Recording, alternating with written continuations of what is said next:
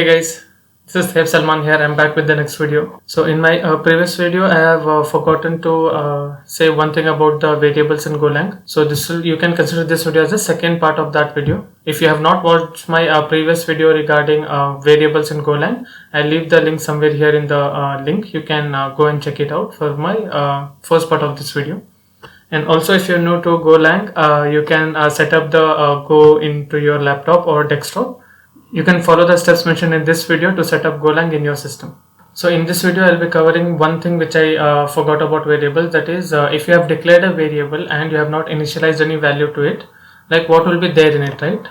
So as per the GOLang's documentation, it will be something stated like, if you have not initialized a variable after declaration, so it will have zero value. Like, now what do you mean by zero value? So we can consider zero as not having any value in integer, but what will be the zero value of a string, right? And what will be the zero value of the boolean variable types? So let's check that out in this video.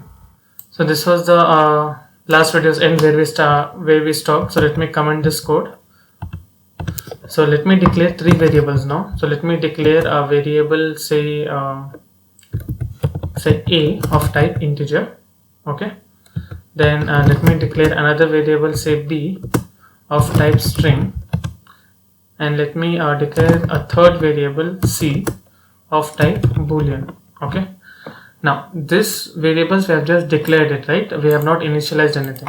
Now let's try to print what values it will be containing in them. Okay, so whatever values it will be containing in these variables, that will be what is meant on the Go's documentation, that they are zero valued. Okay. Now let me use fmt.println. Let me put some string. Zero valued integer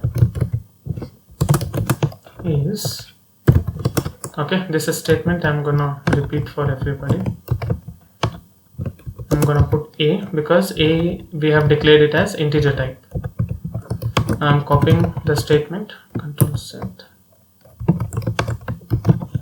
I'll be pasting 3 times. Now each time I am printing one time A, one time B, third time is C.